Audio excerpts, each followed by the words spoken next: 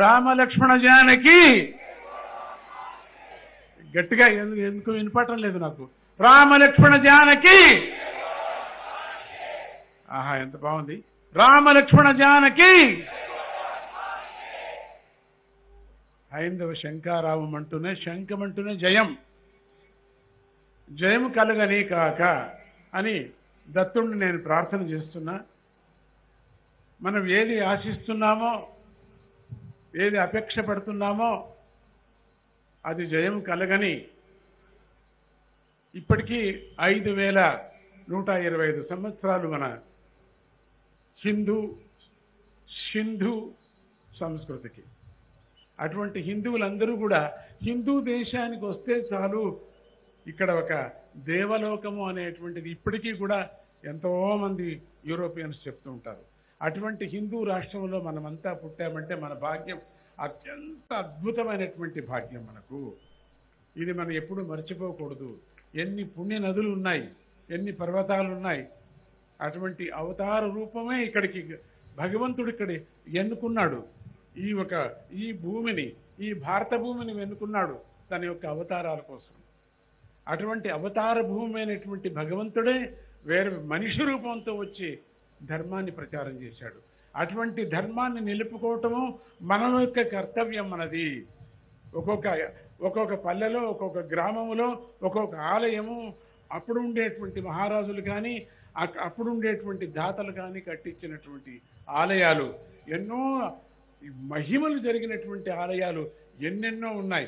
అవన్నీ కూడా మనం రక్షణ చేసుకునేటువంటిది, స్వతహా రక్షణ చేసుకునేటువంటి బాధ్యత మన మీద పడింది అని మళ్ళీ మీకు నేను జ్ఞాపకం చేస్తున్నాను.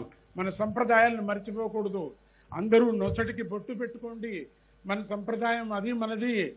ఇక్కడికి వాళ్ళు మనల్ని చూస్తే సంతోషపడేటువంటి ఇతర దేశస్తులు ఇక్కడ పరిగెత్తుకొని వస్తూ ఉంటారు. అటువంటి సందర్భం మనకందరికీ కుదిరింది. మనమంతా హిందువులము, దైవ భక్తులు. మనమందరూ కూడా ఆ జనమేజయుడు అయిన తర్వాత మనమందరూ కూడా ఈ ఒక లెక్క మనకు 5125 సంవత్సరాలు మనకు. ఉగాది అంటేనే మనకి అదే హ్యాపీ న్యూ ఇయర్. మనకు వేరే హ్యాపీ న్యూ ఇయర్లు మనం చేయకూడదు. కేకులు కట్ చేసుకోకూడదు. కేకులు ఏమిటి కట్ చేసుకోవటం? కేకులు కట్ చేసుకోవటము ఉఫ్ ఉఫ్ ఉఫ్ అనటం, అది ఇంకా వెలిగించాలి కానీ లైట్లు ఉఫ్ అనకూడదు. మనం వెలిగిపోతూ ఉండాలా. ఈ రోజు మనం అనుకున్నటువంటి ఈ వేదిక మీద కూర్చున్నటువంటి ఎందరో మహానుభావులు, మీకెంత అదృష్టం.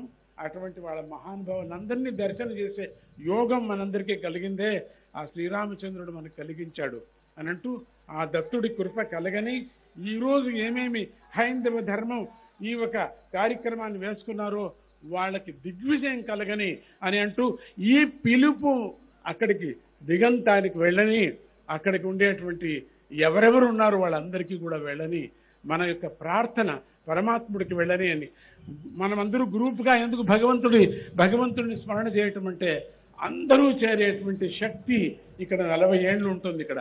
ఇక్కడ ఈరోజు జై బోలో హనుమానుకి అని అంటూనే జై వీర హనుమానుకి ఇది 40 ఏళ్ళు ఉంటుంది ఈ శబ్దం అంతా కూడా. అటువంటి రికార్డ్ అయిపోయింది. అటువంటి భారత భూమిలో మనము కొన్ని కోల్పోతున్నాం. కోల్పోకూడదు. మన హక్కును మనం సాధించుకోవాలా అని అంటూ, మన ధర్మాన్ని మనం పాలించుకుందాం అని అంటూ, ఇప్పుడే 2 ప్రతిష్ఠ చేసుకొని వచ్చాను.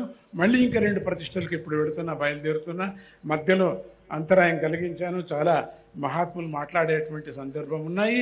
దానికన్నా ముందే నా మీద ప్రేమతో నాకు ఈ 2 నిమిషాలు కల్పించారు. మీ అందరికీ నేను దీవిస్తున్నా.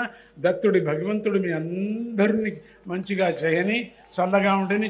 ఈ ఎండలో కూడా మీరు ఉన్నారంటే మీ ఎంత శ్రద్ధ మీకు అనేది బాగా తెలుస్తుంది. మరి వేదిక మీద ఉండేటువంటి మహాత్ములందరికీ కూడా చేయుముకి అందరూ ఒక్క పని అందరూ నమస్కారం చేయండి. చేతులు పైకెత్తండి. అందరూ కూడా చేతులు పైకెత్తండి. వెంకటరమణ స్వామి గోవిందా